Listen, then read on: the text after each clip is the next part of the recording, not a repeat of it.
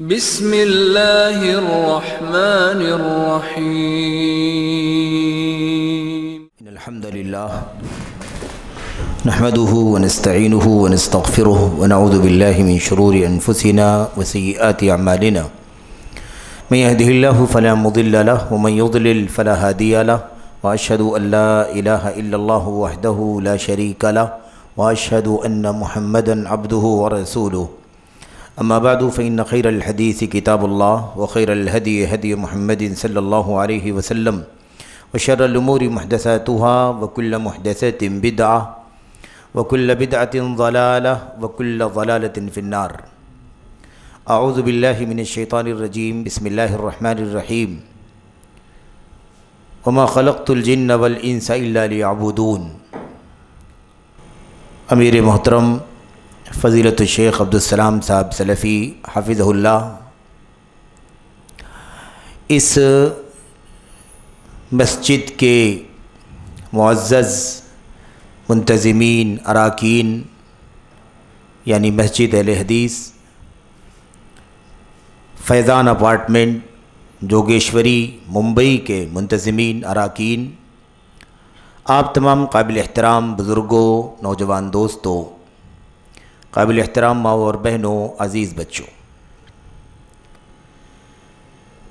اعلان کے مطابق صوبائی جمعیت اہل حدیث ممبئی کے زیر اہتمام اس مسجد میں اللہ تبارک و تعالیٰ کی توحید سے متعلق درس کا آغاز آج سے الحمدللہ کیا جا رہا ہے۔ جس کتاب کا یا جس رسالے کا آغاز اللہ تبارک و تعالیٰ کے فضل و کرم سے اور اس کی توفیق سے کیا جا رہا ہے، یہ بظاہر ایک چھوٹا سا رسالہ ہے، عقیدے سے متعلق یعنی عقیدہ توحید سے متعلق، اللہ تبارک و تعالیٰ کی توحید اور اللہ کی توحید میں شرک اور کفر سے متعلق چند اہم قواعد پر مشتمل یہ چھوٹا سا رسالہ ہے۔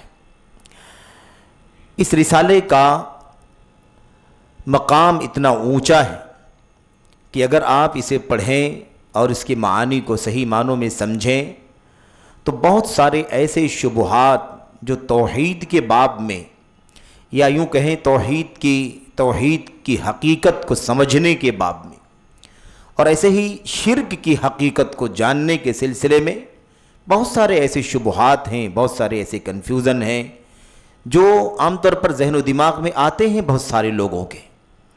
انشاءاللہ تبارک و تعالیٰ ان 4 قواعد کا جب ہم اس کی شرح ہم پڑھیں گے تو بہت سارے ایسے شبہات کا ازالہ ہو جائے گا جو ہمارے اور آپ کے ذہنوں میں آتے رہتے ہیں۔ رسالہ القواعد الاربع، اس کا نام ہے القواعد الاربع یعنی 4 قواعد، اور یہ قواعد مشتمل ہے اللہ تبارک و تعالیٰ کی توحید سے متعلق اور اللہ کے نبی اور اللہ تبارک و تعالیٰ کی توحید کی ضد یا اس میں خلل پیدا کرنے والی سب سے زیادہ معروف چیز جس کو ہم شرک کہتے ہیں، اس کی حقیقت پر یہ 4 قواعد مشتمل ہیں۔ رسالہ شیخ الاسلام محمد بن عبد الوہاب تمیمی رحمۃ اللہ علیہ کا ہے، جن کی پیدائش جزیرہ عرب میں 1115 ہجری میں اور وفات 1206 ہجری میں ہوئی۔ تقریباً کم و بیش 100 سال کی عمر پائے شیخ الاسلام رحمۃ اللہ علیہ۔ انہیں اللہ تبارک و تعالیٰ نے تجدیدی کارنامے کی توفیق عطا فرمائی۔ جزیرۃ العرب کے اندر اس دور میں جس انداز کا کفر و شرک اور جس انداز کی بدعقیدگی اور اس کے کھلے کھلے مظاہر، قبر پرستی اور دیگر شرکیات کے مظاہر جس طرح سے اس جزیرۃ العرب کے اندر عام تھے، پھیلے ہوئے تھے، کیا مرد ہیں، کیا خواتین ہیں، کیا چھوٹے ہیں، کیا بڑے ہیں، کوئی خطہ، کوئی علاقہ ایسا نہیں جہاں پر شرک کے مظاہر دکھائی نہ دیتے ہوں۔ اس وقت اللہ تبارک و تعالیٰ نے محمد بن عبد الوہاب رحمۃ اللہ علیہ کو اپنے دین کی تجدید کے لیے منتخب فرما لیا، اور اللہ عز و جل نے ان کے ذریعے سے اپنی دین کی تجدید کا، توحید باری تعالیٰ کی تجدید کا، جس کے اندر شرک کی اور ایسے ہی دیگر بدعقیدگیوں کی ملاوٹ ہو چکی تھی اور عملی طور پر اس کے مظاہر جزیرۃ العرب میں دکھائی دینے لگے تھے، نظر آ رہے تھے، برسوں سے وہ سلسلہ چل رہا تھا، اللہ تبارک و تعالیٰ نے ان کے ذریعے سے یہ بڑا عظیم الشان کارنامہ الحمدللہ لیا، کروایا کہ آپ نے چھوٹی چھوٹی کتابیں لکھیں جو خالص اللہ تبارک و تعالیٰ کی کتاب اور اللہ کے نبی صلی اللہ علیہ وسلم کی سنت پر امت کے اسلاف حضرات صحابہ کرام، تابعین اور ان کے بعد تبع تابعین اور ان کے بعد ان کے نقش قدم پر چلنے والے بڑے بڑے چوٹی کے ائمہ کرام کے اقوال، ان کی فرمودات، ان کی ہدایات کی روشنی میں یہ رسالے الحمدللہ لکھے گئے۔ ان رسالوں کے ذریعے سے اللہ تبارک و تعالیٰ نے جزیرۃ العرب کیا، پوری دنیا کے کونے کونے میں، مشرق سے مغرب، شمال سے جنوب، ہر طرف الحمدللہ توحید کا نور، توحید کا چراغ روشن ہوا، شرک کے اندھیرے، شرک کی ظلمتیں الحمدللہ چھٹی، اور جو لوگ شرک و کفر اور بدعقیدگیوں کے دلدل میں پھنسے ہوئے تھے، اللہ تبارک و تعالیٰ کے فضل و کرم سے اس مرد مجاہد، اس مجدد توحید و سنت کی کوششوں اور ان کے کارناموں کے ذریعے سے ان کے کلیجے ٹھنڈے ہو گئے، انہیں بہت زیادہ امن اور سکون الحمدللہ ملا۔ بہرحال کئی ایک رسالے شیخ الاسلام نے لکھے، ان رسالوں میں سے ایک بالکل ہی مختصر رسالہ، بہت ہی چھوٹا سا رسالہ، اگر آپ اس رسالے کا ٹیکسٹ، اس کا متن اگر آپ دیکھیں تو بمشکل 2 سے 3 صفحے پر مشتمل ہے۔ یعنی جس رسالے کا اعلان آپ کے سامنے کیا گیا ہے القواعد الاربع کے نام سے، یعنی 4 قواعد توحید کو سمجھنے کے سلسلے میں اور شرک کی حقیقت کو جاننے کے سلسلے میں، 4 اصولوں، 4 قواعد پر مشتمل 2-3 صفحات پر مشتمل یہ رسالہ ہے، لیکن امت کے علماء نے اس رسالے کی شرح کی اور اسے بہت کھول کر کے اس کے معانی کو امت کے سامنے بیان کیا۔ کسی نے 40 صفحات میں، کسی نے 50 صفحات میں، کسی نے اس سے زیادہ۔ الحمدللہ اس رسالے کی شرح ہوئی اور اس کے اندر انشاءاللہ تبارک و تعالیٰ جب آپ پڑھیں گے تو آپ کے سامنے بات کھل کر کے آئے گی کہ واقعی ان 4 قواعد کے اندر کتنی عظیم الشان بات بتائی گئی ہے، کتنی اہم باتیں بتائی گئی ہیں، جن کی روشنی میں شرک کو سمجھنے اور اس کو پرکھنے میں جو غلطیاں ہوتی ہیں اس کا ازالہ ہو جائے گا، اور توحید کی حقیقت کو اور اس کی عظمت کو سمجھنے میں جو بسا اوقات پیچیدگیاں ہو جاتی ہیں اس کو انشاءاللہ تبارک و تعالیٰ سمجھنے میں مدد ملے گی۔ خلط ملط جو ہوتا ہے، بعض اوقات آدمی شرک کو توحید سمجھ بیٹھتا ہے اور توحید کو شرک سمجھ بیٹھتا ہے، یہ جو خلط ہوتا ہے، جو اشتباہ پیدا ہوتا ہے، انشاءاللہ تبارک و تعالیٰ اس اشتباہ کا، اس شبہے کا انشاءاللہ تبارک و تعالیٰ ازالہ ہوگا، اور بہت کچھ مسائل ہمیں اس ضمن میں سمجھنے کو ملیں گے۔ اللہ تبارک و تعالیٰ سے دعا کرتے ہیں کہ اللہ عز و جل ہمیں اس رسالے کو صحیح معنوں میں پڑھنے کی توفیق عطا فرمائے۔ امت کے اہل علم نے اور جو اپنی امامت، اپنی جلالت شان اور اپنی علمی مقام کے اعتبار سے امت میں چوٹی کا مقام رکھتے ہیں، اونچا مقام رکھتے ہیں، ایسے علماء کی شرح کو سامنے رکھتے ہوئے آپ کے سامنے اس رسالے کی مختصر شرح کی جائے گی، اور اس کے جو ضروری پہلو ہیں وہ آپ کے سامنے کھولے جائیں گے، اس امید کے ساتھ، اس توقع کے ساتھ کہ اللہ تبارک و تعالیٰ ہمیں اور آپ کو اس رسالے کے مشمولات کو سمجھنے کی توفیق عطا فرمائے، اور اس دعا کے ساتھ کہ اللہ تبارک و تعالیٰ ہمیں اور آپ کو اس رسالے میں جو قرآن و سنت کے نصوص اور دلائل ہیں، سلف امت کی فرمودات ہیں، اس کے ذریعے سے اللہ عز و جل ہمیں اور آپ کو صحیح علم حاصل کرنے کی توفیق عطا فرمائے۔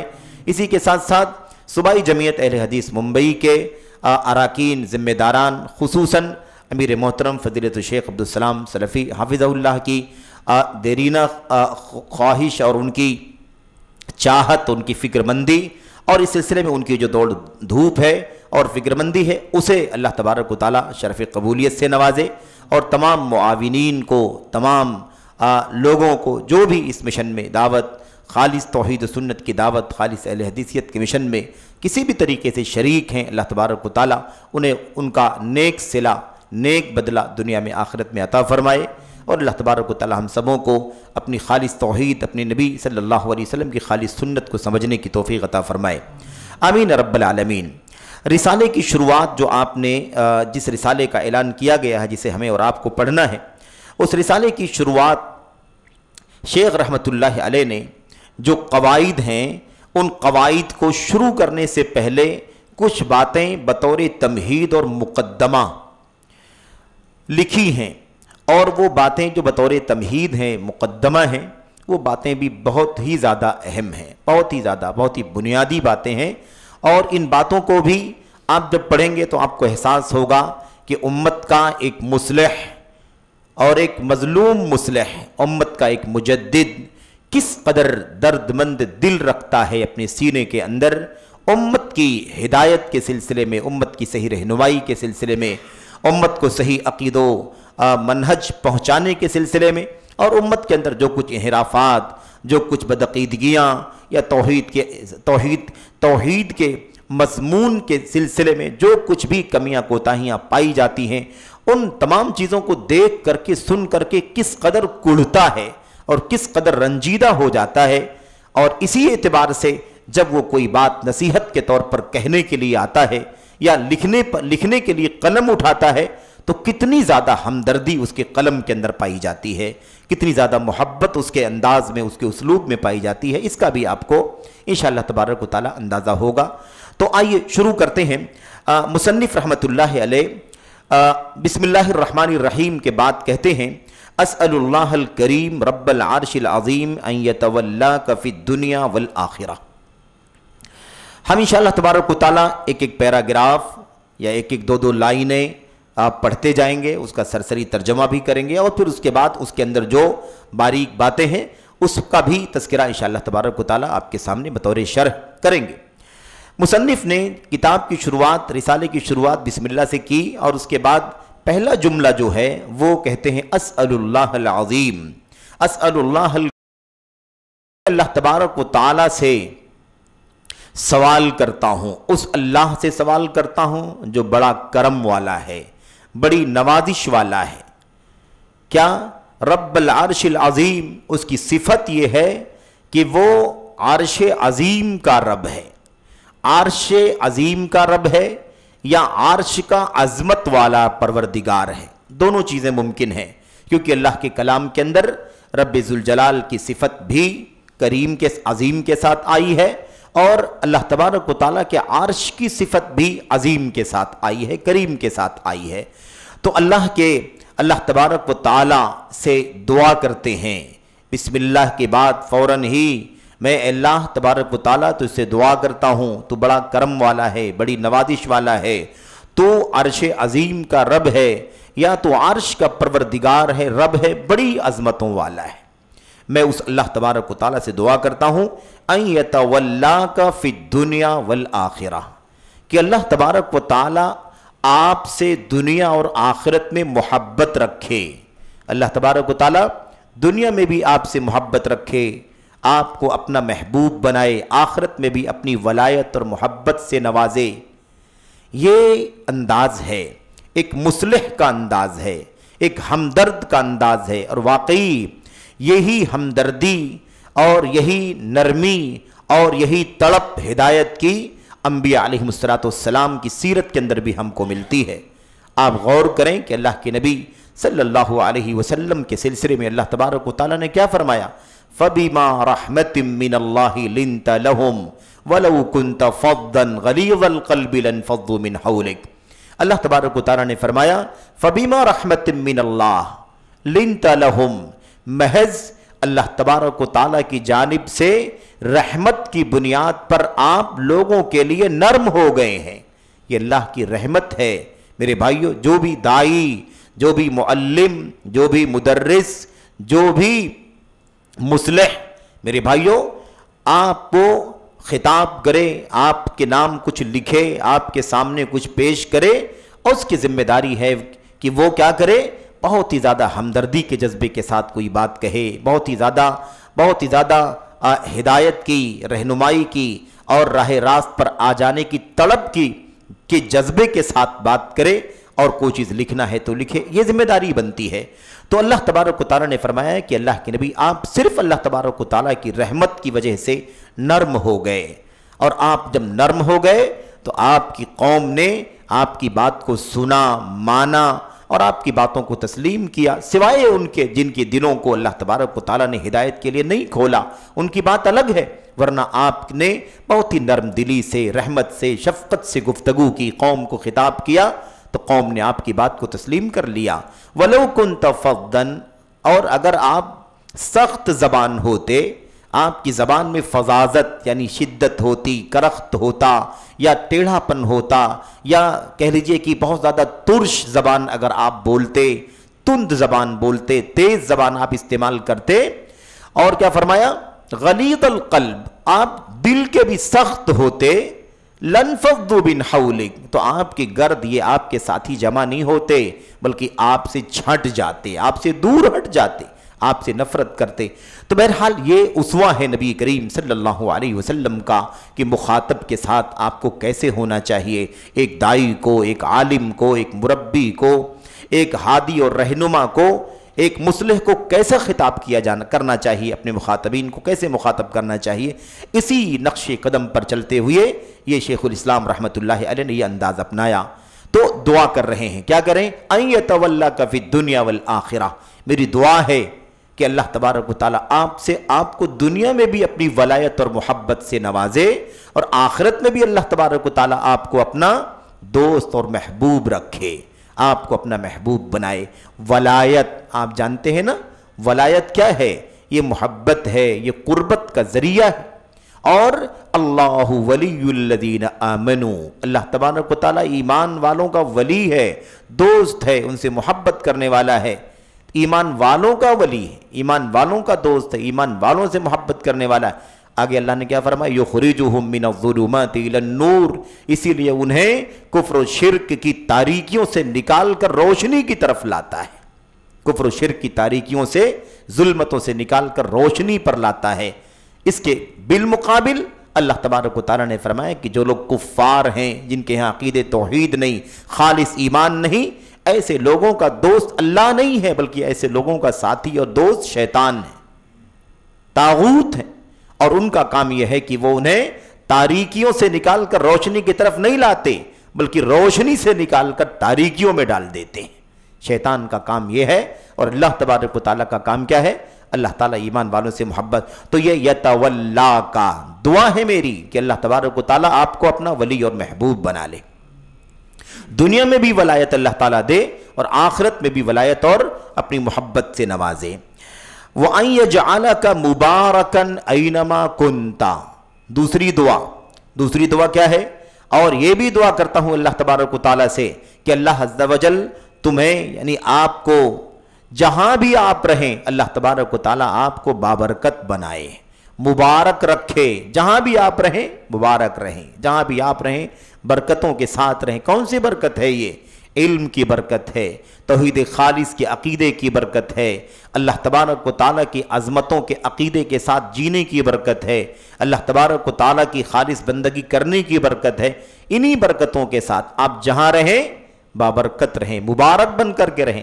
یہ دعا کر رہا ہے کون؟ ایک مصلح دعا کر رہا ہے، ایک معلم، ایک مربی، ایک داعی دعا کر رہا ہے۔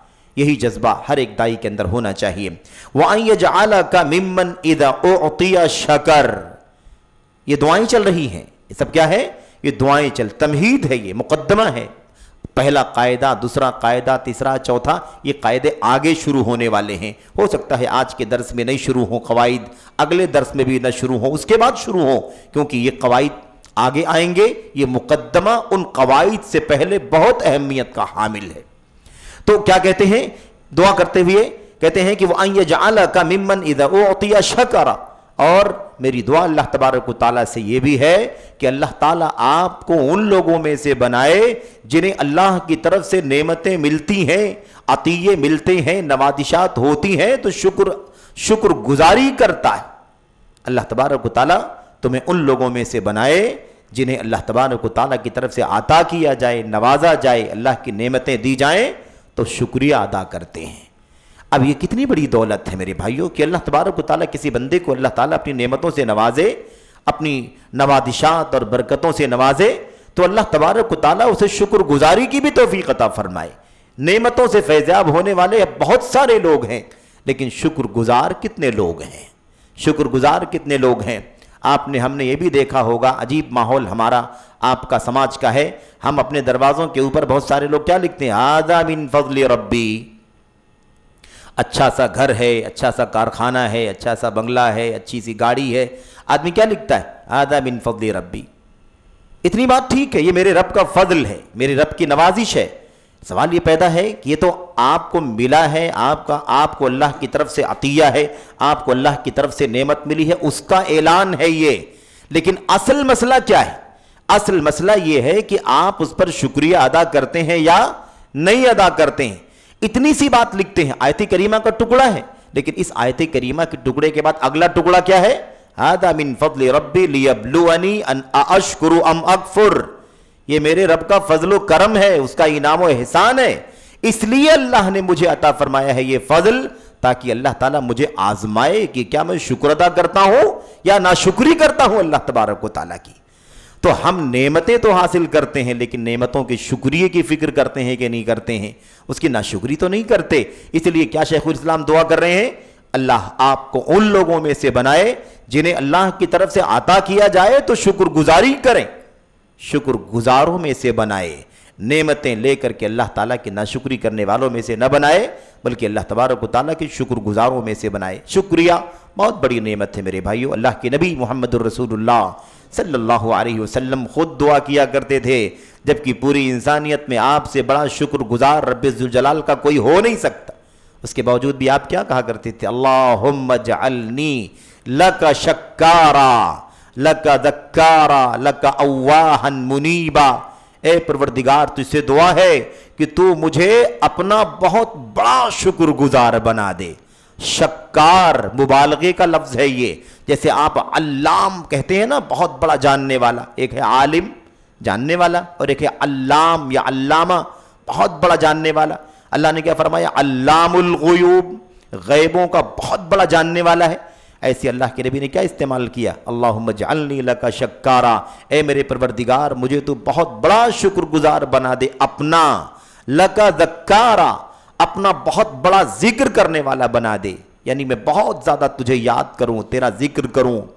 الیک اواہا منیبا، اے پروردگار مجھے تو بہت زیادہ اپنے سے گریہ کرنے والا، آہیں بھرنے والا، آہ کرنے والا، منیباً اپنی طرف رجوع کرنے والا، پلٹنے والا بنا دے۔ تو یہ اللہ کے نبی علیہ السلام کی دعا تھی، آپ سوچئے، اور یہ بہت بنیادی چیز ہے میرے بھائیوں، بہت بنیادی چیز ہے۔ قرآن کریم کی آیتوں میں کتنی جگہوں پر شکریہ کا تذکرہ موجود ہے، احادیث کے اندر بھی بہت ساری تفصیلات موجود ہیں، تو ان میں جانا نہیں ہے، لیکن اصل یہ ہے کہ یہ نقطہ یاد رکھنا ہے، اللہ آپ کو ان لوگوں میں سے بنائے جنہیں اللہ کی طرف سے آتا ہو تو شکریہ ادا کریں اللہ تبارک و تعالیٰ کا۔ تو ہم لینے والے نہ بنے صرف، بلکہ لے کر کے اللہ تبارک و تعالیٰ کی شکر کی حمد اور اس کا شکر گزار بندہ بن جائیں۔ نمبر 1۔ نمبر 2 کیا کہا؟ دوسری دعا اسی سیاق میں، وَإِذَا ابْتُلِيَ صَبَرَ، اور میں یہ بھی دعا کرتا ہوں پروردگار سے تمہارے لیے کہ اللہ تبارک و تعالیٰ جب اللہ تعالیٰ تمہیں ان لوگوں میں سے بنائے کہ جب انہیں آزمایا جاتا ہے تو وہ صبر کرتے ہیں۔ آزمائشوں میں، ابتلاعات میں، مصیبتوں میں، پریشانیوں میں واویلا نہیں مچاتے، ہائے وائے نہیں کرتے، غیر اللہ کے سامنے میرے بھائیوں نہیں پہنچ جاتے، بے صبرے پن کا مظاہرہ نہیں کرتے، اللہ تبارک و تعالیٰ کی نعمتوں کی ناشکری نہیں کرتے، بلکہ اللہ تبارک و تعالیٰ کی نعمتوں پر جیسے شکریہ ادا کرتے ہیں، ایسے اللہ کی طرف سے آنے والی آزمائشوں پر، ابتلاعات پر صبر کرتے ہیں، صبر کا دامن نہیں چھوڑتے۔ بہت بنیادی چیز ہے، اسی لیے اکثر جگہوں پر آپ کو آیات میں صبر کا ذکر شکر کے ساتھ ملے گا۔ ان فی ذالک لآیات لکل صبار شکور، اللہ تبارک و تعالیٰ نے فرمایا یقیناً اس کے اندر نشانیاں ہیں ان لوگوں کے لیے، ہر اس شخص کے لیے جو بہت بڑا صبر کرنے والا ہے اللہ تعالیٰ کی آزمائشوں پر، اللہ تعالیٰ کی ابتلاعات پر۔ یہ آزمائشیں جان کی بھی ہو سکتی ہیں، مال کی بھی ہو سکتی ہیں، روزی کی بھی ہو سکتی ہیں میرے بھائیوں، امن و سکون کی بھی ہو سکتی ہیں، مرض کی بھی ہو سکتی ہیں، کسی بھی طرح کی میرے بھائیوں۔ اللہ تبارک و تعالیٰ نے قرآن کریم میں اس کا بھی نقشہ کھینچا ہے، کس طرح سے ہے نا اللہ تبارک و تعالیٰ بندوں کو آزماتا ہے، دے کر کے بھی آزماتا ہے، اللہ تبارک و تعالیٰ لے کر کے بھی آزماتا ہے۔ اور اللہ تبارک و تعالیٰ کا مقصد کیا ہے؟ اللہ تعالیٰ جانچنا چاہتا ہے کہ بندہ ان آزمائشوں میں کھرا اترتا ہے یا نہیں اترتا ہے، صبر کرتا ہے یا نہیں کرتا ہے۔ آج ہماری حالت کیا ہے؟ ہماری حالت یہ کہ اللہ نے ہمیں بے شمار نعمتوں سے نوازا ہے، ہمیں بے شمار نعمتوں سے نوازا ہے، لیکن اگر چھوٹی سی آزمائش اگر آ جائے تو اس چھوٹی سی آزمائش میں صبر نہیں کر پاتے، کھرا نہیں اتر پاتے، ان ساری نعمتوں کو فراموش کر کے اس چھوٹی سی آزمائش پر واویلا مچانا شروع کر دیتے ہیں۔ میرے بھائیوں، یہ ہمارے ایمان کا امتحان ہے۔ اللہ کے نبی محمد الرسول اللہ صلی اللہ علیہ وسلم کی وہ روایت، وہ حدیث جو امام مسلم رحمۃ اللہ علیہ نے اپنی صحیح میں نقل فرمایا ہے، عجبا لامر المؤمن، عجبا لامر المؤمن ان امرہ کلہ خیر وليس ذلك الا للمؤمن ان اصابته سراء شکر فکان خیر له وان اصابته ضراء صبر فکان خیر له۔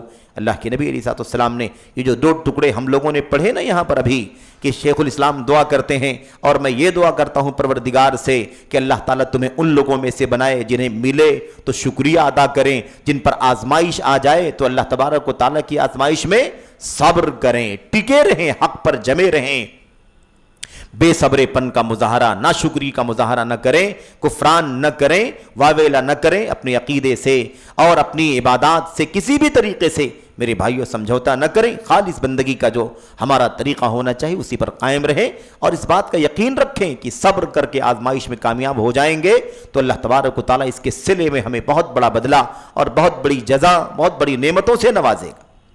اب یہ صبر اور شکر دو باتوں کا ذکر آ گیا ہے، ابھی ایک ٹکڑا اور آگے باقی ہے، لیکن اس سے پہلے ان دونوں حوالوں سے یعنی صبر و شکر کے مسئلے میں نبی کریم صلی اللہ علیہ وسلم کی حدیث ہمارے سامنے رہنی چاہیے۔ کتنی بڑی بشارت ہے کہ آدمی آزمائشوں میں صبر کرنے والا بن جائے، اور کتنی بڑی نعمت ہے، کتنا بڑا انعام ہے کہ اللہ تبارک و تعالی ہمیں نعمتوں پر، نوازشات پر شکریہ ادا کرنے کی توفیق عطا فرمائے۔ تو عجبا لامر المؤمن، مومن کا معاملہ کتنا زیادہ تعجب خیز ہے، کتنا بھانے والا معاملہ ہے، مومن کا مسئلہ کتنا بھانے والا ہے۔ یعنی آدمی اگر سوچے کہ ایک مومن کے ساتھ یہ کتنی بڑی نعمت ہے اللہ تبارک و تعالیٰ کی، تو آدمی سوچے تو اس کو بہت بھائے گا، بہت لالچ کرے گا، بہت فیل کرے گا کہ واقعی الگ ہی اللہ تبارک و تعالیٰ کی طرف سے اپنے مومن بندے کے ساتھ خصوصی کرم ہے اللہ تبارک و تعالیٰ کا۔ ان امرہ کلہ خیر، اس کا سارا معاملہ ہی بھلائی کا ہے، اس کا سارا معاملہ کیا ہے؟ بھلائی کا ہے۔ بھئی انسانی زندگی کے اندر یا ایک مومن کی زندگی کے اندر ہم یہ جانتے ہیں کہ دو ہی چیزیں ہو سکتی ہیں، یا تو آسانیاں آئیں گی یا پریشانیاں آئیں گی، یا تو دکھ آئے گا یا تو سکھ آئے گا، مرض ہوگا یا صحت مندی ہوگی، دولت اور فراوانی ہوگی یا پھر فقر و فاقہ اور محتاجگی ہوگی۔ یہ ساری چیزیں، یہی دو ہی پہلو ہوں گے۔ اللہ کے نبی علیہ السلام نے فرمایا کہ مومن کا معاملہ پورا کا پورا خیر و بھلائی کا معاملہ ہے، یعنی مومن کسی بھی حالت میں ہو، ہر صورت میں اس کا انجام، اس کا معاملہ، اس کا نتیجہ کیا ہے؟ بھلائی ہی کی شکل میں نکلتا ہے۔ آپ نے فرمایا صلی اللہ علیہ وسلم نے وَلَيْسَ ذَلِكَ إِلَّا لِلْمُؤْمِنِ، اور یہ خوبی ایمان والے کے سوا کسی کو نہیں ملی ہے کہ اس کا ہر معاملہ بہتر ہو، آزمائش میں ہے تو بھی بہتر، اور میرے بھائیوں فراوانی، کشادگی اور خوشی کے ماحول میں ہے تو بھی بہتر۔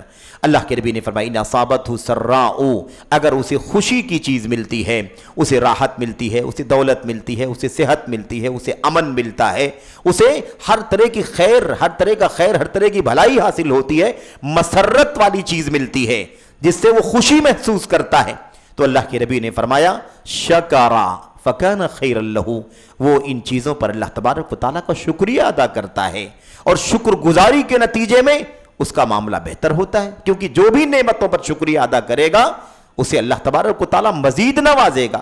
لئن شکرتم لازیدنکم ولئن کفرتم ان عذابی لشدید، اگر تم شکر گزاری کرو گے، شکر ادا کرو گے تو میں تمہیں بہت دوں گا، ضرور بھی ضرور بہت زیادہ تمہیں میں دوں گا، بہت نوازوں گا۔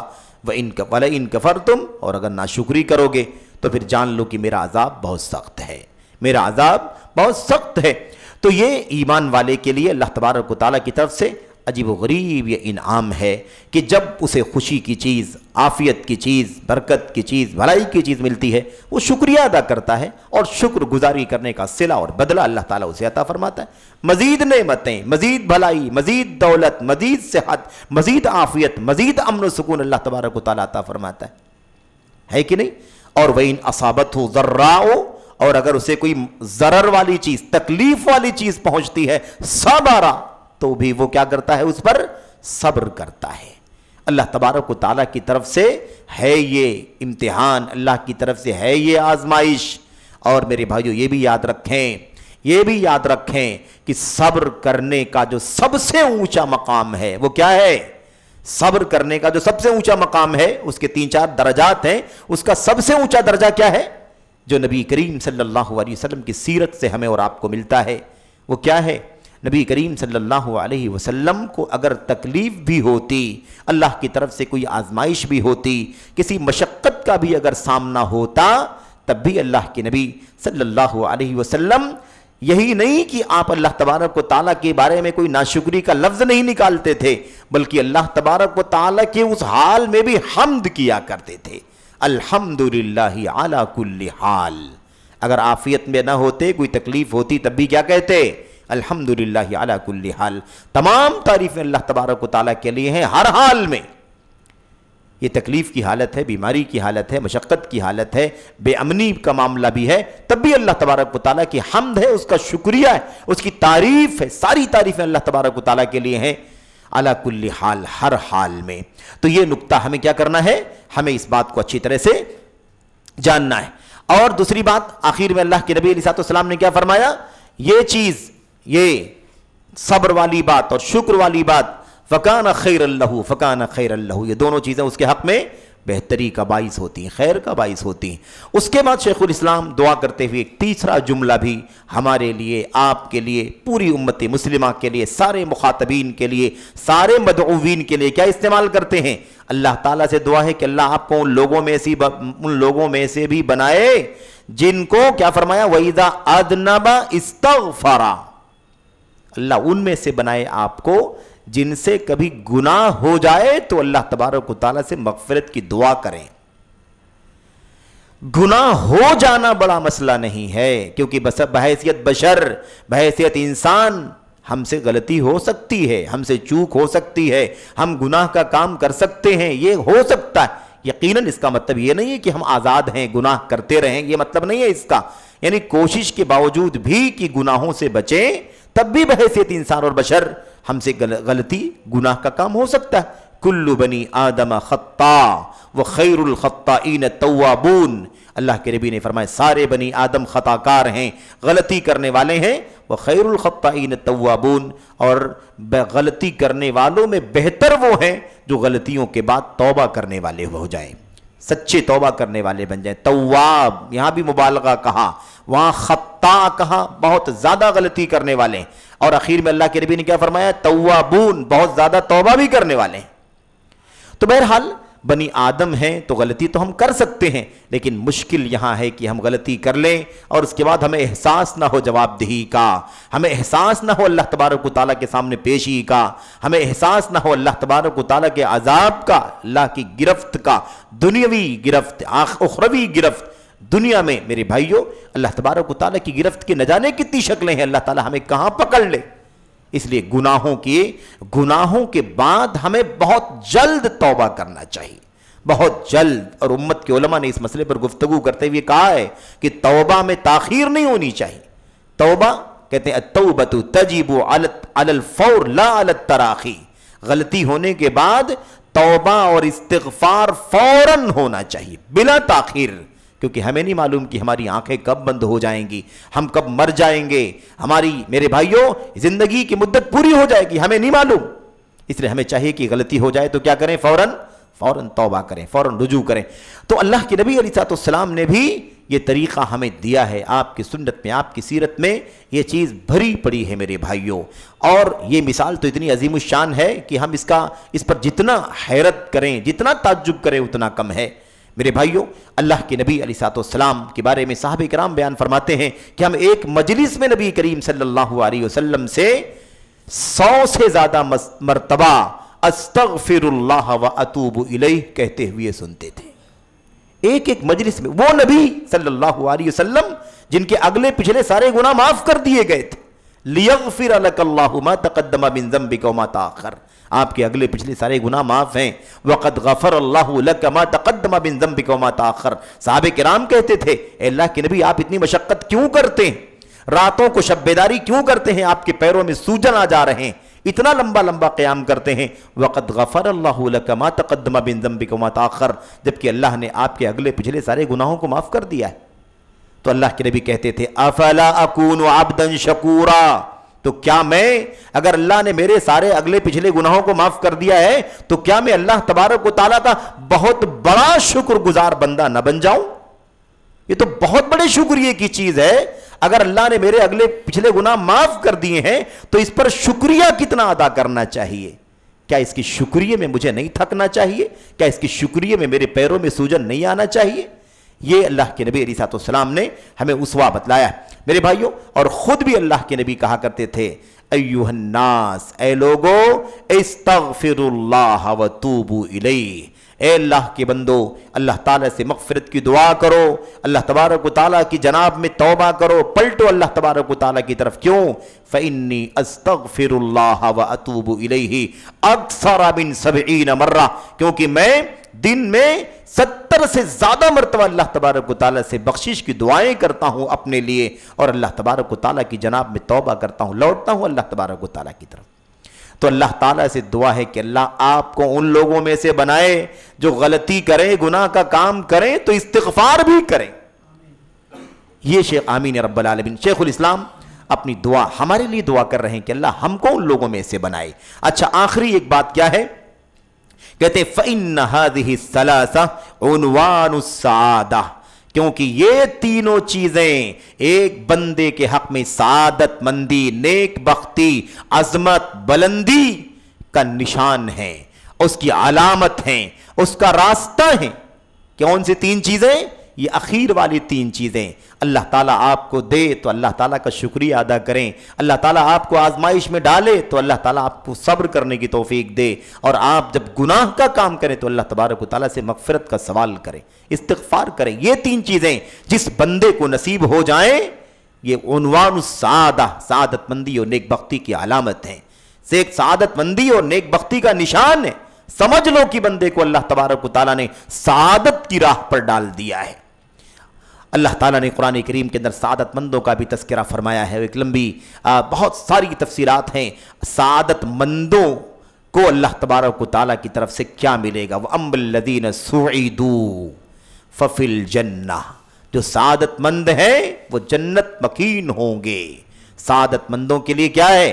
جنت ہے, اور شقاوت والوں کے لیے, بدبختوں کے لیے جہنم ہے, چاہے وہ کچھ مدت کے لیے ہو یا دائمی. شقاوت جیسی ہوگی انجام بھی ویسے ہوگا. سعادت جسے مل گئی. تو میرے بھائیوں یہ مختصر سا مقدمہ ہے, اور ابھی بہت کچھ باقی ہے مقدمے کے ضمن میں. وہ ساری باتیں انشاءاللہ تبارک و تعالیٰ اگلے ہفتے میں آپ کے سامنے اگلے درس میں آئیں گی, اور بستہ بستہ یہ باتیں آپ کے سامنے رکھی جائیں گی. اللہ سے دعا کریں کہ اللہ تعالیٰ ہمیں اور آپ کو اس چھوٹے سے رسالے کو, اس کے مشمولات کو سمجھنے کی توفیق عطا فرمائے. عقیدے کے باب میں توحید اور شرک کی حقیقت کو سمجھنے کے لیے 4 قاعدے, توحید کی حقیقت کو اور شرک کی حقیقت کو سمجھنے کے لیے 4 قواعد. یاد رہے, توحید و شرک کی حقیقت کو سمجھنے کے لیے 4 قواعد ہیں.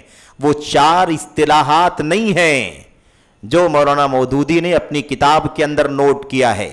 قرآن کریم کی 4 اصطلاحات کیا کیا ہے اس کے اندر؟ رب, الہ, عبادت اور دین.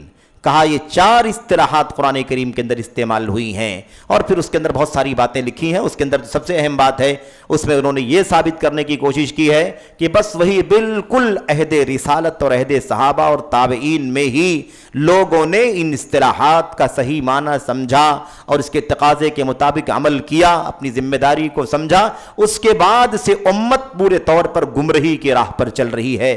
نہ امت قرآن نہ امت رب کا معنی جان رہی ہے صحیح معنوں میں, نہ امت الہ کا معنی سمجھ رہی ہے صحیح معنوں میں, نہ امت دین کا معنی, نہ امت عبادت کا معنی صحیح معنوں میں سمجھ رہی ہے. تو بہرحال 4 اصطلاحات نہیں قرآن کریم کی, بلکہ عقیدے توحید و سنت, عقیدے توحید اور ایسے ہی شرک, ان دونوں کی حقیقت کو سمجھنے کے لیے, تاکہ توحید اور شرک میں خلط ملط نہ ہو جائے, کہیں اشتباہ پیدا نہ ہو جائے. اس کو سمجھنے کے لیے 4 قاعدے ہیں، چاروں قواعد کا تذکرہ انشاءاللہ تبارک و تعالی رفتہ رفتہ آپ کے سامنے آئے گا۔ دعا ہے کہ اللہ تبارک و تعالی ہم سبوں کو اس عظیم سلسلے سے، جو سلسلہ علمی یا عقدی اعتقادی رسائل کی شرح کا سلسلہ ہے، کتابوں کے پڑھنے کا سلسلہ ہے، اس کے ذریعے سے بہت ہی اطمینان کے ساتھ اللہ کے گھروں میں سے کسی گھر میں بیٹھ کر کے ہمیں عقیدے کی تربیت ملتی ہے، ایمان کی تربیت ملتی ہے، صحیح معنوں میں ہم ایمان کو سمجھتے ہیں اور دلائل سے بالکل قریب ہو کر کے، قرآن آیات سے بالکل قریب ہو کر کے، احادیث سے بالکل قریب ہو کر کے سلف امت کی سیرت اور ان کے اقوال و فرمودات کو براہ راست پڑھ کر کے، سن کر کے ہم ان باتوں کو سمجھتے ہیں۔ اس لیے اللہ تبارک و تعالیٰ سے دعا ہے کہ اللہ عز و جل اس سلسلے کو کامیابی کے ساتھ آگے لے جانے کی توفیق عطا فرمائے، اور اللہ تبارک و تعالیٰ ہم سب کے لیے اس سلسلے کو نفع بخش بنائے، اور تمام مشارکین کو، تمام معاونین کو اس کا نیک صلہ اور بدلہ عطا فرمائے، آمین یا رب العالمین۔ وصلی اللہ وسلم وبارک علی نبینا محمد وعلی آلہ وصحبہ اجمعین، والسلام علیکم ورحمۃ اللہ وبرکاتہ۔